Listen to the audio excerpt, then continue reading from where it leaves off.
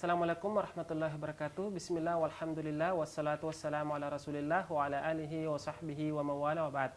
Apa kabar pemirsa Umat TV dimanapun Anda berada? Senang sekali pada hari ini saya Andi Jaya kembali bersama dengan pemirsa semua dalam program Manajemen Syariah. Dan insya Allah pada hari ini kita akan melanjutkan lagi pelajaran kita. Dan pada pekan yang lalu kita telah membahas atau mengambil pelajaran atau manajemen dari kisah Nabi Ishak alaihi salatu wassalam. Dan insya Allah pada hari ini kita akan kembali membahas atau mengambil pelajaran atau hikmah pesan-pesan yang bisa diambil dari kisah Nabi Yakub alaihi salatu wassalam. Dan telah hadir di studio kita pada hari ini narasumber kita di Manajemen Syariah, Bapak Dr. Henry Tanjung. Assalamualaikum Pak. Waalaikumsalam warahmatullahi wabarakatuh. Sehat ya Pak ya? Alhamdulillah. Baik. Hari ini kita akan melanjutkan lagi pembahasan kita dengan tema Nabi Yakub alaihi salatu wassalam. Ya, silahkan Pak Henry. Iya. Assalamualaikum warahmatullahi wabarakatuh. Para pemirsa sekalian yang berbahagia dimanapun berada. Kali ini kajian kita tentang manajemen syariah akan membahas tentang kisah Nabi Yakub alaihissalam, yaitu anak daripada Nabi Ishak alaihissalam. Kisah mengenai Nabi Yakub ini dijelaskan di dalam beberapa surat, seperti yang kita bahas minggu lalu juga dalam surat As-Sad, ya, surat 38 ayat 45. Allah juga berfirman, wadhkur ibadana Ibrahim wa Ishaq wa Yakub. Ya, disebut juga di situ Nabi Yakub. Ya, apa kelebihannya mereka itu? Ulil aidi wal absar, kita sudah bahas minggu lalu. Kemudian di ayat yang lain itu juga dikisahkan tentang Nabi Yakub, tetapi kisah ini terkait dengan menjelang ajalnya, ya, yaitu dalam surat Al-Baqarah ayat 133. Ya. Ini mohon Ustaz Andi untuk membacakannya. Baik. Ya, di ayat yang ke 133 ya. 133 Ya, Al-Baqarah. baik. Saya mengajak kepada pemirsa di rumah ya untuk sama-sama membaca atau melihat ayat yang akan kita baca, tepatnya di surah Al-Baqarah di ayat yang ke 133, tepatnya di halaman surah Al-Baqarah ayat 133, tepatnya di halaman yang ke-20. Ya. A'udzu billahi minasy syaithanir rajim. Bismillahirrahmanirrahim. Am kuntum syuhada'a idh hadara Ya'qub al-maut idh qala li banihi ma ta'buduna min ba'di qalu na'budu ilahaka wa ilaha abaika Ibrahim wa Ismail wa Ishaq ilahan wahida wa nahnu lahu muslimun. Ya. Artinya sekalian? Kita lihat ya bersama-sama artinya. Apakah kamu menjadi saksi saat maut akan menjemput Yakub ketika dia berkata kepada anak-anaknya, apa yang kamu sembah sepeninggalku? Mereka menjawab, kami akan menyembah Tuhanmu dan Tuhan nenek moyangmu, yaitu Ibrahim, Ismail, dan Ishak, yaitu Tuhan yang Maha Esa, dan kami hanya berserah diri kepadanya. Iya. Syukran, Ustaz. Jadi ini ayat ini ya, ini adalah ayat yang bercerita mengenai bagaimana wasiat atau bagaimana nasihat daripada Nabi Yakub alaihissalam kepada anak-anaknya, ya, ketika beliau akan meninggal dunia. Am kuntum syuhada, ya, apakah engkau sekalian, ya, tidak menjadi saksi, ya, idh hadara Yakub, ya, ketika hadir Yakub al-maut, kematian itu pada diri Yakub, ya. Jadi ini menjelang beliau meninggal dunia. Idh qala li banihi, ya, ketika Nabi Yakub berkata kepada anak-anaknya, ma ta'buduna min ba'di, apa yang engkau sembah, ya, min ba'di, setelahku, gitu ya. Jadi ini wasiat yang luar biasa yang mungkin kalau hari ini orang berwasiat itu adalah apa yang engkau makan setelahku, mungkin ya, atau apa yang engkau tinggali setelahku meninggal, ya mungkin berebutan rumah atau apalah harta dan sebagainya. Ya, tetapi di sini jelas kepada konsep tauhid, ya. Ma ta'buduna mim ba'di, apa yang engkau sembah setelahku meninggal nanti, kira-kira begitu. Maka kemudian anak-anaknya kemudian qalu, berkata, sepakat mereka berkata, na'budu, kami akan menyembah ilahaka, Tuhan engkau wahai Nabi Yakub, wa ilaha abaika, dan Tuhan bapak-bapak engkau, ya, Ibrahim, ya, Ishak, gitu ya. Nah, disebutkanlah di sini, ya, siapa bapak-bapaknya itu, yaitu Ibrahim, Ismail, Ishak. Tuhan yang mana? Ilaha wahida, Tuhan yang satu. Nah, itu ya. Jadi Tuhan itu tidak mungkin dua, ya, tiga, dan seterusnya. Tuhan itu adalah ilahan wahidan, ya, Tuhan yang satu. Nah, ini artinya betul-betul tauhidnya itu lurus, ya, jauh daripada kemusyrikan, jauh pada kesyirikan. Ya, itulah wasiat seorang nabi ketika akan meninggal dunia. Ya. Nah, kemudian dijelaskan di sini wa nahnu lahu muslimun. Ya, dan kami itu termasuk orang yang berserah diri, dan kami adalah orang-orang yang muslim. Ya. Jadi jelas sekali bahwasanya para nabi-nabi, mulai daripada Nabi Adam, ya, sampai kepada Nabi Muhammad, mereka semua adalah muslim. Ya, agamanya adalah Islam. Ya. Nah, ayat ini bercerita di ujung kisah daripada Nabi Yakub. Ya. Nah, sekarang kita mulai dari awal. Ya. Dari awal kisah daripada Ya, Nabi karena Yakub di sini ini. disebutkan id hadara Yaqub al-maut. Ya. Maut, ya. Ini berarti di maut, ujung ya, ketika meninggal, ya.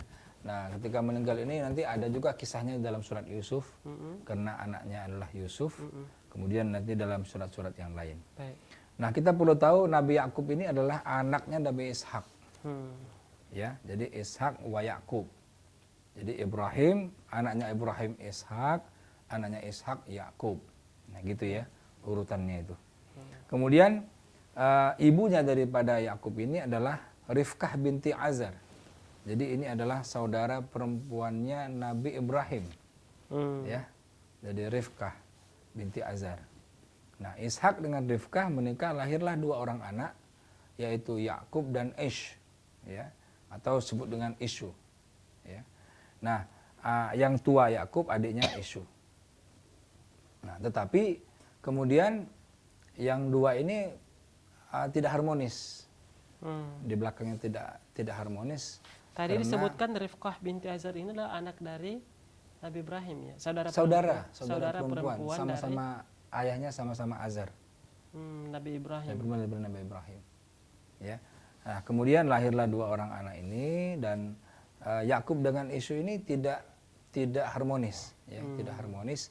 Kemudian sudah dewasa, kemudian tetap saja tegang dan tidak saling menyayangi, ya. Itu karena memang Isu ini orangnya apa ya, pendendam, ya. Kemudian tidak suka melihat kalau Yakub ini lebih disayang daripada orang tuanya, ya. Jadi akhirnya Nabi Yakub kemudian mengalah dan dia minta petunjuk, wahai ayahku Nabi Ishak, bagaimana solusinya ini, ya. Nah, itu puncaknya adalah ketika kemudian Nabi Yakub didoakan sama Nabi Ishak supaya dia menjadi nabi dan keturunannya. Ini yang nggak diterima sama Ish tadi. Ya, dia maunya dia yang didoakan, bukan Nabi Yakub ini. Kira-kira begitu. Nah, mendengar persoalan ini kemudian Nabi Ishak memutuskan, sudah kalau begitu supaya tidak ada nanti perang saudara ataupun segala macam, engkau pergilah dari tempat ini, pergilah ke daerah jauh, ke sepupu ibumu, kira-kira gitu, ya. Jadi sepupu ibumu di daerah Irak, ya, nama lengkapnya Fadan Aram, ya, itu daerah Irak di situ. Nah, pergilah Nabi Yakub ke situ, ya. Dia berjalan, ya, malam, nanti siang istirahat, berjalan malam, siang istirahat. Nah, maka kemudian yang disuruh pergi adalah Nabi Yakub. Nabi Yakub, ya? Bukan yang Ish tadi. Kan Yakub disuruh pergi. Nah, itulah dia untuk bertemu dengan yang namanya Laban bin Mu'tal itu. Laban bin Batu'il, sorry. Laban bin Batu'il. Nah, itu adalah saudara daripada ibunya, ya, saudara daripada ibunya. Dan dia di sana orang yang terpandang, orang kaya, peternak kaya, gitu ya. Nah, akhirnya dia pergi ke sana, ya mungkin memakan waktu yang sangat lama karena jauhnya perjalanan kan. Dan dia berjalan di malam hari dan siang hari dia istirahat. Malam jalan, siang hari istirahat, ya.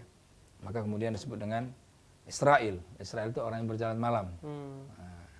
Nah, anak-anak Nabi Yakub disebut dengan Bani Israel. Bani Israel. Ya, Bani Yakub. Jadi anak-anak yang Bani Israel atau Bani Yakub. Anak-anak Yakub yang biasa berjalan malam.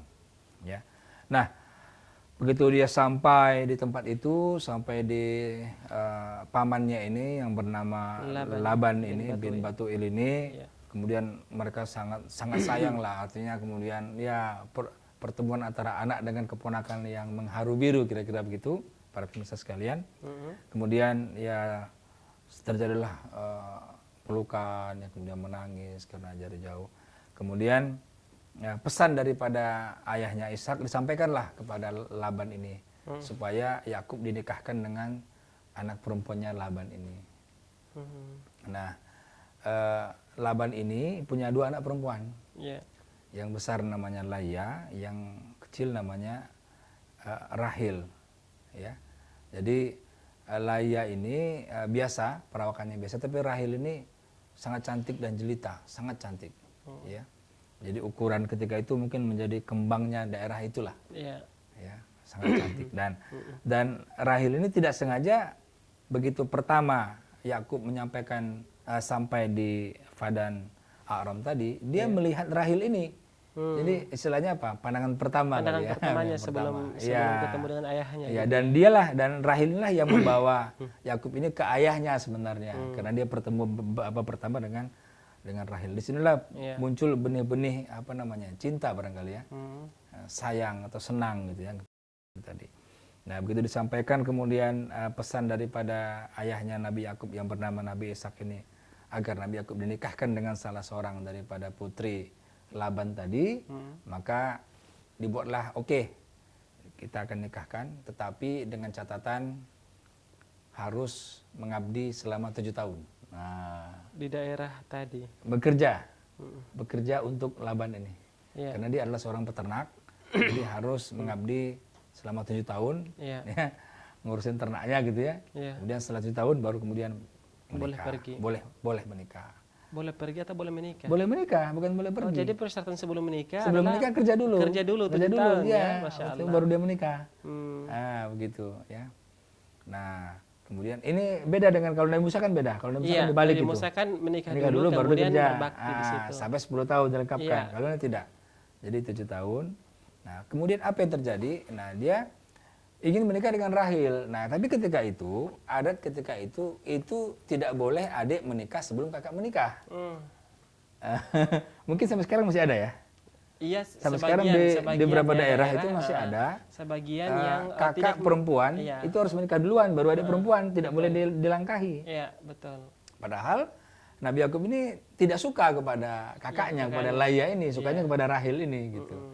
Akhirnya dicari solusi. Oke lah, dinikahkan dengan Laya pertama, kemudian dia khidmat lagi 7 tahun lagi, baru nanti menikah dengan Rahil. Jadi 7 plus 7, 14 tahun. Ya. Bekerja baru kemudian bisa menikahi. Nah, inilah kemudian yang terjadi ketika itu Nabi Yakub menikahi kakak dan adik sekaligus. Kakak istri pertama, adiknya istri kedua. Dan itu boleh ya? Dan itu boleh ketika itu. Di masa itu, di masa Bani Israel itu ya? boleh. Nah, tapi para pemirsa sekalian, kemudian Al-Quran melarang secara tegas-tegas pada surat An-Nisa. Ya, surat An-Nisa ayat 23. Coba kita buka. Surat An-Nisa ayat 23 itu Allah jelas-jelas melarang untuk melakukan menikahi kakak dan adik sekaligus. Ya, terkecuali kalau kakaknya meninggal, dinikahi adiknya, nah, itu tidak apa-apa. Tapi kalau dua-dua sekaligus, istri pertama, istri kedua, itu yang dilarang. Ya, coba dibaca Ustaz. Baik, kita buka sama-sama ya pemirsa di rumah di surah An-Nisa, tepatnya di ayat yang ke-23 atau di akhir juz 4, Ustaz ya. Iya, betul. أعوذ بالله من الشيطان الرجيم حرمت عليكم أمهاتكم وبناتكم وأخواتكم وعماتكم وخالاتكم وبنات الأخ وبنات الأخت وأمهاتكم اللاتي أرضعنكم وأخواتكم من الرضاعة وأمهات نسائكم وربائبكم اللاتي في حجوركم من نسائكم اللاتي دخلتم بهن فإن لم تكونوا دخلتم بهن فلا جناح عليكم وحلائل أبنائكم الذين من أصلابكم وأن تجمعوا بين الأختين إلا ما قد سلف إن الله كان غفورا رحيما. Ya, artinya Ustaz Andi? Ya.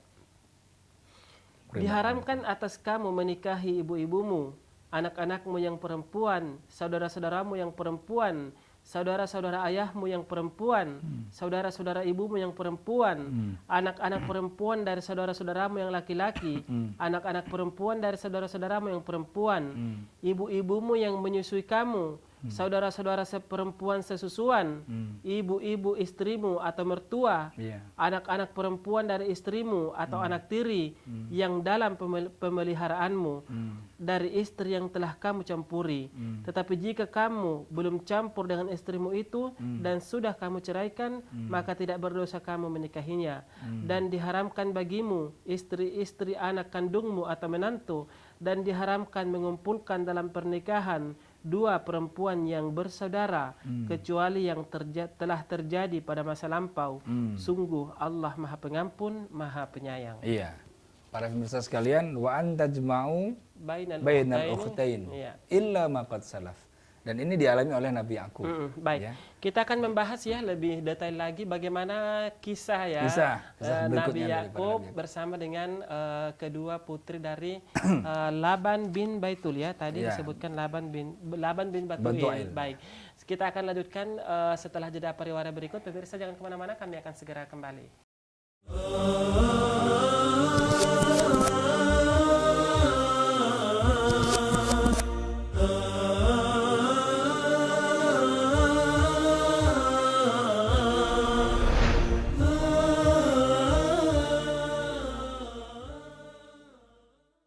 Ya, pemirsa, kembali lagi di program Manajemen Syariah, masih bersama saya Andi Jaya dan narasumber kita Bapak Dr. Henry Tanjung, masih dengan tema belajar manajemen dari kisah Nabi Yakub alaihi salatu wassalam. Baik, tadi telah kita bacakan surah An-Nisa Ustaz ya, ayat yang ke-23.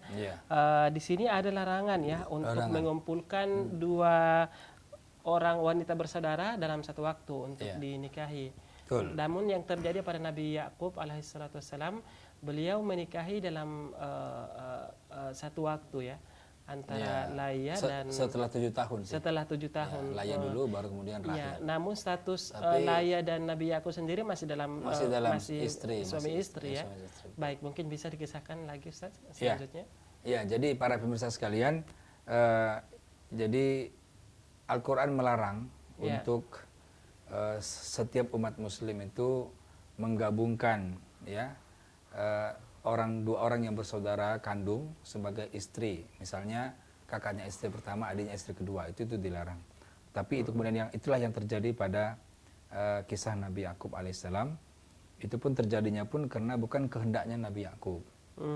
Karena kehendaknya Nabi Yakub itu hanya ingin menikahi Rahel, bukan kakaknya Laya. Tetapi ketika itu adat melarang, ya. Adat itu adalah kakak dulu menikah baru adik menikah. Tidak boleh tidak boleh adik melangkahi kakak. Ini tradisi pada waktu itu. Tradisi pada waktu itu. Mungkin juga sekarang juga ada di tempat-tempat lain. Sehingga Ya akhirnya Nabi Yakub mengalah. Ya sudah, kalau gitu dinikahi dulu. Tapi kemudian setelah 7 tahun baru boleh menikahi Rahil ketika itu, ya, untuk mencari solusi. Kemudian itu yang dilarang. Nah dengan Laya itu ada 6 orang anak dengan istri pertama itu. Ya, itu namanya Rabin, Sam'un, Lawi, Yahuza, Yasakin, dan Zebulan. Nah, kemudian dari anak yang dari Rahil itu ada 2 anak, Yusuf dan Bunyamin. Iya. Nah, kemudian Nabi Yakub punya 4 anak lagi, itu dari hamba sahaya. Jadi masing-masing Laya dengan Rahil punya hamba sahaya, namanya Zulfah dan Balhah. Ya. Zulfa dan Balhah. Nah, dari Zulfah ini lahir anak Daan dan Nuftali. Dari Balhah ini lahir anak Yad dan Aisir. Ya, jadi anaknya semuanya 12. Nah, 12 inilah yang kemudian di dalam surat Yusuf ayat 8 disebut dengan asbat. Ya. Iya. Nah, coba kita buka surat Yusuf ayat 8. Ya. Di mana di situ ke-12 anak ini, ya, 12 anak ini itu memang cemburu dengan 2 orang saja, dengan Nabi Yusuf dengan saudaranya Bunyamin. Yang itu otomatis, yang itu notabene adalah satu ibu. Iya. Ya, satu ibu. Ya. Mungkin bisa dibacakan? Di ayat yang ke-8 Ustaz. Yang ke-8, betul. Ya, baik. Ya, pemirsa di rumah boleh mengikuti ya. Di surah Yusuf ayat yang ke-8. A'udzu billahi minasyaitonir rajim. إذ قالوا ليوسف وأخوه أحب إلى أبينا منا ونحن عصبة إن أبانا لفي ضلال مبين. Ketika mereka berkata, sesungguhnya Yusuf dan saudaranya Bunyamin lebih dicintai ayah daripada kita, padahal kita adalah satu golongan yang kuat. Sungguh ayah kita dalam kekeliruan yang nyata. Iya, jadi golongan yang kuat itu selusin 12 ya, satu ayah. Iya. Tapi beda ibu. Iya. Ya, jadi mereka itu cemburu kepada Nabi Yusuf dan Bunyamin yang adik kandungnya Nabi Yusuf. Satu ibu, iya. Yang lainnya kan beda ibu, iya. Ya. Jadi ini adalah sisi-sisi lain daripada poligami yang harus kita pikirkan. Iya, betul. Yaitu sebelum adalah, berpoligami. Ya. Iya. Jadi para pemirsa sekalian, sisi-sisi lain daripada poligami yang harus betul. dipikirkan adalah perseteruan antara anak-anak. Iya. Ya. Dan ini terjadi di zaman Nabi Yakub alaihissalam. Iya, karena Jadi, ini kan beda ibu gitu ya. Beda ibu. Iya. Nah, beda ibu. Kemudian yang ibu, anak yang lahir dari ibu satu merasa iri dengan anak yang lahir dari ibu yang lain. Iya. Gitu ya. Jadi dia merasa iri. Nah, itu yang kemudian akhirnya dalam kisah Nabi Yusuf, Nabi Yusuf itu kemudian dimasukin ke dalam sumur, ya kan? Iya. Kemudian kisah yang ambil terkenal ya, kisah dalam Nabi Yusuf lah. Yusuf, ya, iya. Kemudian bajunya dilumurin darah gitu kan. Iya. Karena memang awalnya memang mereka sudah nggak suka ya dengan bagaimana Nabi Yakub itu lebih sayang kepada Nabi Yusuf dan adiknya Bunyamin. Sebenarnya kalau kita cerna secara logika, bagaimana mungkin tidak sayang ya, karena pandangan pertama kemudian kemudian dia memang ingin menikahi Rahil, bukan yang lain sebenarnya. Nah, itu yang pertama. Kedua, seorang istri meninggal dunia karena melahirkan itu pasti disayang suami. Dan itu yang terjadi pada Rahil. Jadi begitu Bunyamin lahir, istrinya Rahil ini meninggal. Kemudian meninggal ya. Ibunya Nabi Yusuf ini meninggal. Jadi kakaknya kan Nabi Yusuf, adiknya Bunyamin. Nah, jadi begitu melahirkan Bunyamin meninggal. Nah, inilah mungkin karena ya mungkin ibarat anak yatim kali ya, atau anak piatu ya, tidak ada ibu ya. Betul. Sehingga Nabi Yakub lebih sayang, wajar kan sebenarnya. Kalau kita lihat dari kacamata perasaan ya. Jadi seorang anak tidak punya ibu, yang lainnya punya ibu gitu ya, itu akan lebih disayang. Nah, itu wajar. Tapi itu kemudian tidak diterima oleh anak-anak yang lain. Ya. Namun apakah pada waktu itu memang secara kenyataan, apakah Nabi Yakub memang memperlakukan anak-anaknya ini dengan perlakuan yang berbeda, Ustaz? Sebenarnya perlakuannya sama, tapi sayangnya beda. Dan sayangnya itu mungkin berbeda. yang dirasakan Dan oleh itu dirasakan, saudara. betul, betul dirasakan. Jadi memang sayang itu kan susah untuk kita bagi rata. Iya. Ya kan? Jadi kalau misalkan rezeki Iya. kita punya 100, kita bagi rata, bagi 5 20 Dan bisa. mungkin iya, Tapi kalau sayang kita kepada anak saja kan itu Iya. kan ada yang lebih, ada yang kurang misalkan gitu ya. Nah, meskipun kita nggak boleh tunjukkan itu, tapi tetap saja ada rasa sayang kepada si A lebih daripada kepada si B. Iya, karena saya pernah mendengar bahwa salah satu pelajaran yang diambil dari kisah Nabi Yusuf alaihissalam bahwa seorang ayah tidak boleh menampakkan perbedaan kasih sayangnya kepada anak-anaknya. Betul. Memang tidak dinampakkan, tapi si anak yang lain merasakan itu persoalannya. Iya. Soal kan soal hati ini kan saling rasa. Iya. Ya, Nggak bisa soal dibohongi rasa, ya. nggak bisa Rasa dibohongi, nggak bisa dibohongi. nggak bisa dibohongi. Iya, betul. Ya, nggak bisa dibohongi. Nah, itu yang terjadi, ya. Nah, itu yang kemudian disebut dengan osbah tadi dalam surat tadi ya. Kita ini golongan yang kuat, kita ini osbah. Nah, itu artinya mereka banyak lah gitu, ya. Nah, ini jadi itu perjalanannya Nabi Yusuf Nabi Yakub kemudian punya banyak anak dan akhirnya dikisahkan dalam kisah Nabi Yusuf yang panjang kan? Iya. Yang panjang sampai Nabi Yakub itu buta ya kan, tidak bisa melihat lagi karena saking lamanya menangis, menahan rindu segala macam lah ya. Nah, kemudian ditutup dengan tadi wasiat mau terakhir tadi meninggal dia. Jadi sebelum dia meninggal antum syuhada itu. Jadi ma ta'buduna min ba'di gitu kan. Nah, kemudian qalu nahnu na'budu ilahak. Jadi mereka menyembah kepada Tuhannya Nabi Yakub, yaitu ilahan wahidan, ya Allah yang satu, yang tidak syirik. Itu Ustaz Andi tentang itunya, ya. Ya cukup ini juga ya menarik kisah dari Betul, Nabi Yakub ini ya. Yang awalnya memang ya dia lebih cenderungnya ke Rahel tadi Ustaz ya. Betul. Rahel. Kemudian dari Rahel tersebut akhirnya lahirlah Yusuf dan Bunyamin. Iya. Dan ada satu lagi yang menarik daripada episode kisah Nabi Yakub ini, para pemirsa sekalian. Di zaman Nabi Yakub itu ada seorang rajanya itu sangat zalim. Namanya Raja Saljam. Di zaman Nabi siapa? Yakub. Nah, Raja Saljam. Nah, itulah kemudian Nabi Yakub mengatakan perang kepada Saljam itu. Ya, kita harus melawan. Ini adalah kezaliman, kita harus lawan. Nah, ini Nabi Yakub di zaman Nabi Yakub pada saat setelah menikah dengan Rahel. Iya, atau sebelum? Setelah dia punya anak banyak ini. Setelah dia punya anak banyak ini, dia punya anak yang banyak ini, kemudian dia bilang kepada anaknya kita harus lawan ini, dan yang melawan Saljam itu beliau percayakan kepada yang namanya Sam'un tadi, anak daripada Laya. Karena orangnya agak perkasa gitu ya, seorang panglima perang lah gitu.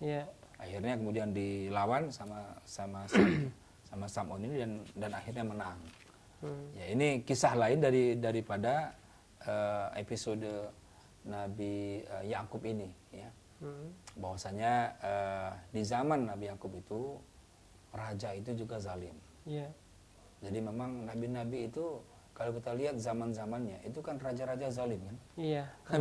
Nabi Musa juga. Gimana enggak zalimnya Firaun gitu. Iya, betul. Ya. Yang kemudian Nabi kaum Ad gitu ya. Kemudian Namrud misalkan. Raja Namrud kan. Nabi Ibrahim ya kan. Nabi Ibrahim. Juga rajanya juga zalim. Dan lain sebagainya. Itulah kita lihat pertentangan antara kebenaran dengan kebatilan. Ya, dan setiap masa Ustaz ya memang mungkin sudah sunatullah seperti itu bahwa ada kebaikan, kadang-kala ya yang kita menemui penguasa-penguasa yang zalim ya, dan kita berlindung kepada Allah Subhanahu wa taala, mudah-mudahan kita terhindar ya dari hal-hal yang seperti itu. Dan itu selalu berulang kan? Jadi kita lihat dari masa Nabi Ibrahim, Nabi Yakub, Nabi Musa gitu kan selalu berulang kan? Gitu. Di antara anak-anak Nabi Yakub ini yang jadi nabi hanya Nabi Yusuf aja. Hanya Nabi Yusuf saja. Hanya Nabi Yusuf. Tidak ada kisah yang menyebutkan tentang Bunyamin seperti apa? Belum ada. Saya belum tahu. Mungkin nanti kita akan coba cari lagi di beberapa kitab. Namun yang jelas Bunyamin tidak terlibat ya dalam kasus. Tidak terlibat banyak dia di dalam kasus itu. kasus Yusuf, Nabi Yusuf yang terkenal ya. Betul, Bunyamin betul. tidak terlibat Tidak dalam hal terlibat tersebut. banyak. Satu surat itu kita bisa baca semua kan. Iya. Namun sayang sekali tidak ada penjelasan ya tentang bagaimana perjalanan hidup seorang Bunyamin, saudara Nabi Yusuf alaihissalam. Iya, baik. Masya Allah, menarik sekali ya pembahasan kita pada hari ini. Kisah masih dengan kisah Nabi Yakub alaihissalam. Bagaimana? Setelah ini kita akan bahas hikmah manajemen. Baik, kita akan membahas manajemen apa atau pelajaran apa yang bisa diambil dari kisah Nabi Yakub alaihissalam setelah jeda pariwara berikut. Pemirsa jangan kemana-mana, kami akan segera kembali.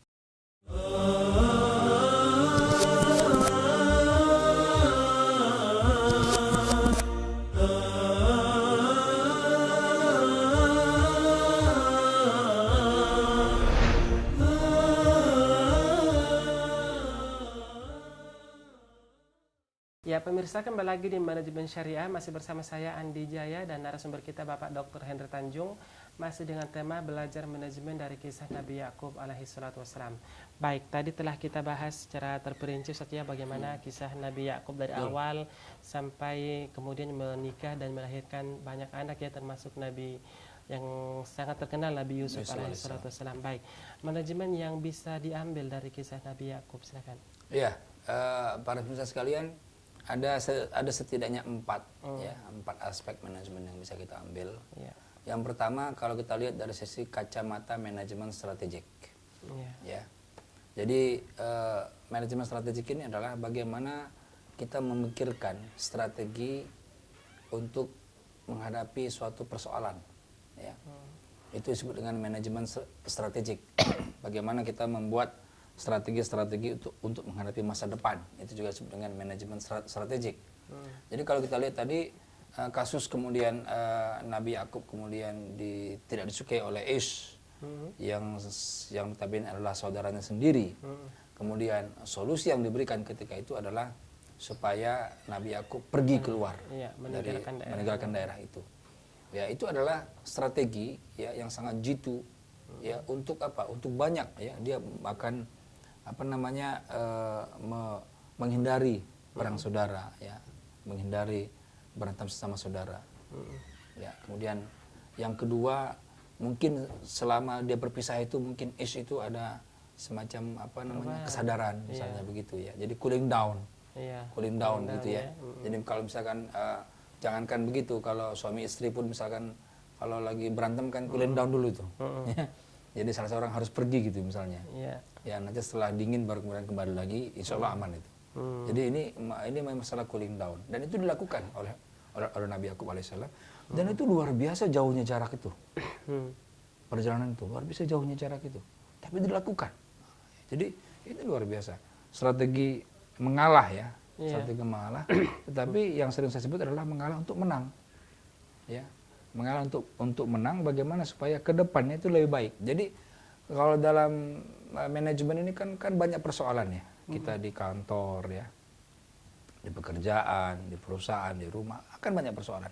Nah, tapi kita tidak boleh gegabah dalam mengambil keputusan gitu ya. Kita harus betul-betul berpikir ya, apa solusi terbaik yang bisa kita lakukan. Waktu itu yang memberikan solusi adalah Nabi Ishak. Nabi Ishak ketika itu. Ya?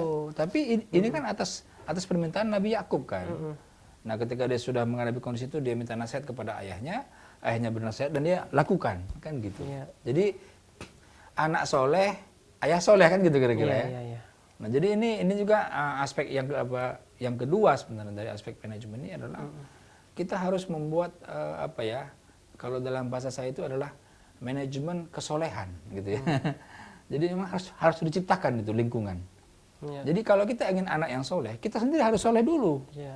Nggak mungkin kita akan minta anak soleh sementara kita tidak soleh gitu kan. Sama dengan kita larang anak merokok, kita masih merokok misalnya gitu kan. Kita suruh anak soleh, kita nggak sholat misalnya begitu. Ya, dan ini luar biasa.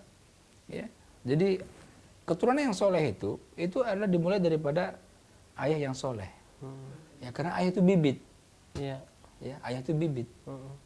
Jadi kalau bibitnya soleh ya, dan ibu itu adalah ladang kan gitu lah.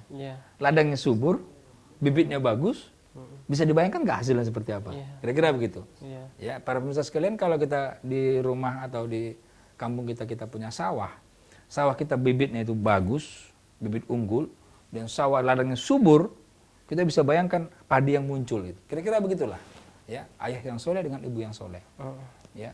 Tapi kalau misalkan ayahnya tidak soleh, ya, ibunya soleh, ladangnya bagus tapi bibitnya jelek, nih, bisa kira-kira gitu. Ataupun sebaliknya, ayahnya soleh, bibitnya bagus, bibitnya unggul, tapi ladangnya kering kerontang, ya, tidak soleh. Jadi ini adalah suatu bagaimana kita membentuk manajemen kesolehan itu lewat menjaga keturunan. Ya. Jadi memang syarat pertama itu luar biasa ya untuk mencari pasangan itu, carilah orang yang bagus agamanya, gitu ya kira-kira ya.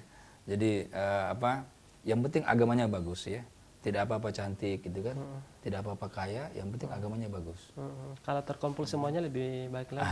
Lebih baik lagi, tidak apa-apa ya. Iya. Ya, begitu. Jadi itu yang kedua yang kita bahas. Kemudian yang ketiga, ini menarik sekali daripada kisah Nabi Yusuf ini, Nabi Yakub ini, itu adalah bagaimana Nabi Yakub ini mengalami proses dinikahkan tadi. Ya. Jadi ada kontrak dulu. Iya. Ya, ada kontrak dulu, kontrak kerja dan ada upah. Ini namanya kalau dalam manajemen SDM, ini namanya manajemen kompensasi.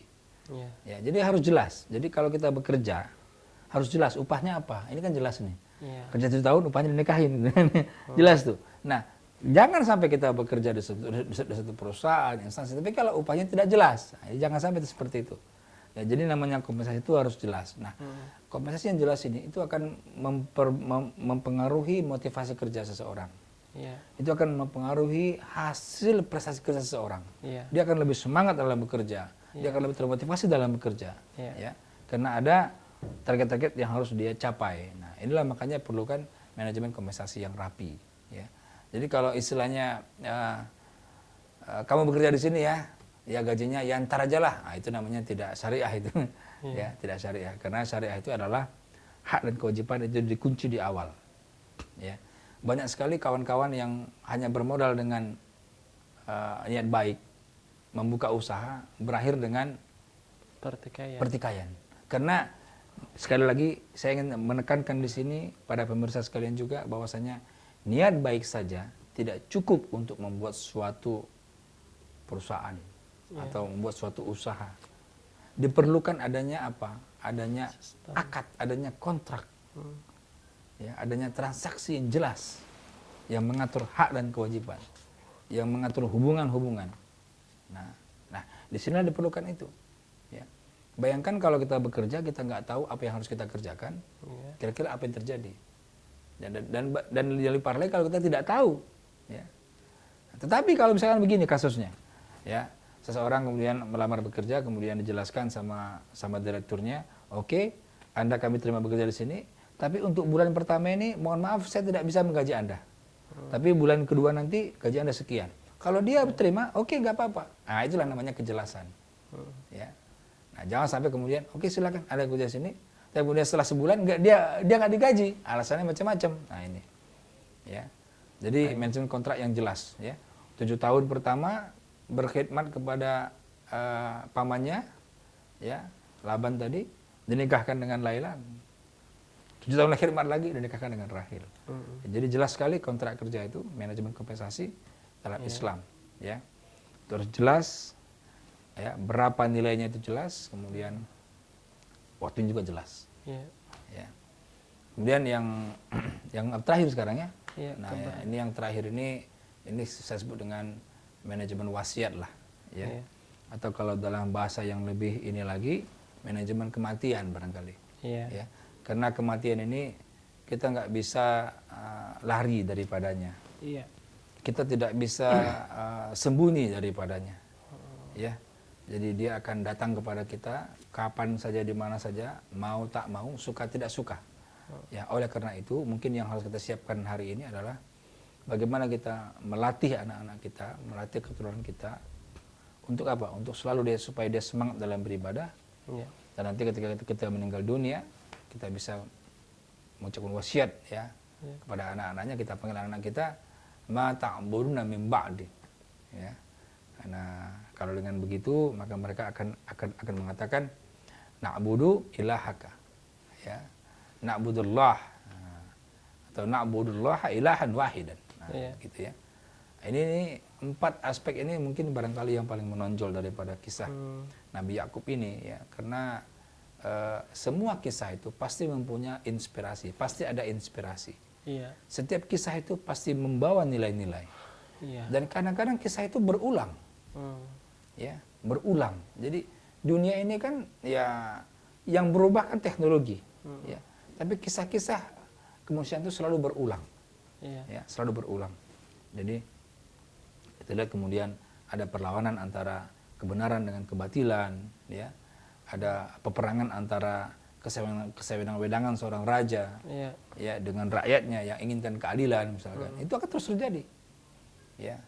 Peperangan antara raja yang zalim, ya, raja yang tidak memikirkan rakyat dengan rakyat yang ingin berusaha bagaimana merubah negara ataupun merubah kondisi, akan selalu seperti itu.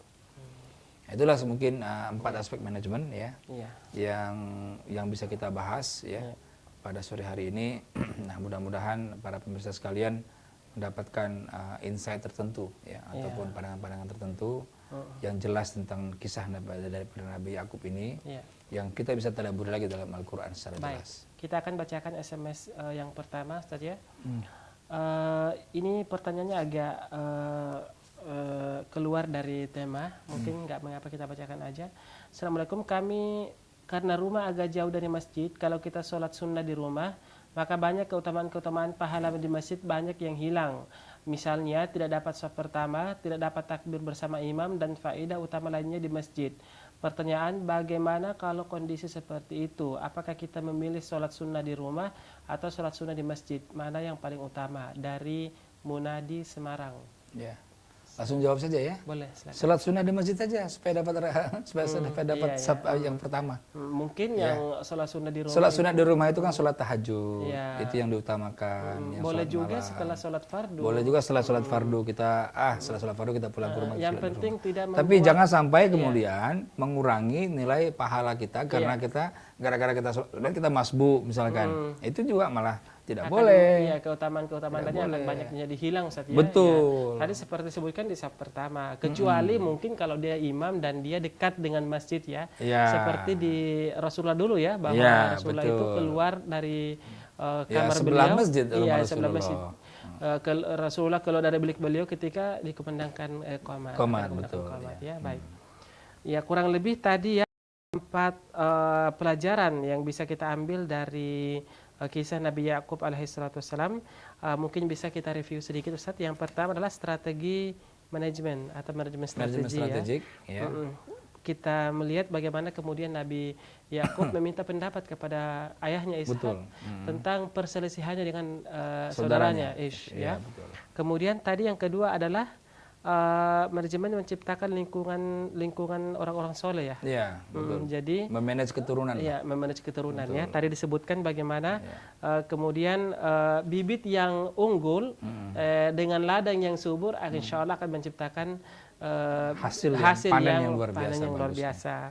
Kemudian yang ketiga adalah manajemen kontrak kerja, ya. Sebagaimana disebutkan tadi bahwa Nabi Yakub alaihissalam bekerja untuk orang tua, ya, dari Rahil, betul, ya. Yang kemudian pesertanya untuk bisa menikah dengan anaknya, ya. Jadi dimanapun kita, ya, bekerja dimanapun, kontrak harus jelas, ya. Kontrak harus jelas. Ya. Kemudian yang terakhir dan ini adalah pelajaran yang paling berharga pada pelajaran kita hari ini, yaitu manajemen kematian. Iya, manajemen kematian, yaitu wasiat takwa dari kisah Nabi Yakub alaihissalam yang mengatakan kepada anak-anaknya, ma ta'buduna min ba'di, apa yang engkau sembah setelahku, ya. Namun kebanyakan, ya, fakta yang kita lihat sekarang justru orang-orang tua yang dia wasiatkan, ya, adalah ma ta'kuluna min ba'di, apa yang kalian makan setelahku. Ya, mudah-mudahan kita bisa mengikuti. Ya, betul. Mudah-mudahan kita bisa mengikuti, ya, kisah dari Nabi Yakub alaihissalam, yang poin yang paling berharga di sini adalah wasiat takwa kepada anak-anaknya, dan mudah-mudahan kita sebagai orang tua juga bisa, ya, mencontoh kisah Nabi Yakub alaihi salatu wassalam. Baik, sayang sekali waktu kita sangat terbatas, kita telah berada di penghujung waktu. Akhir kata saya Andi Jaya dan narasumber kita Bapak Dr. Henry Tanjung mohon undur diri dan mewakili seluruh kru yang bekerja pada hari ini mengucapkan terima kasih yang sebesar-besarnya. Wassalamualaikum warahmatullahi wabarakatuh. Waalaikumsalam warahmatullahi wabarakatuh.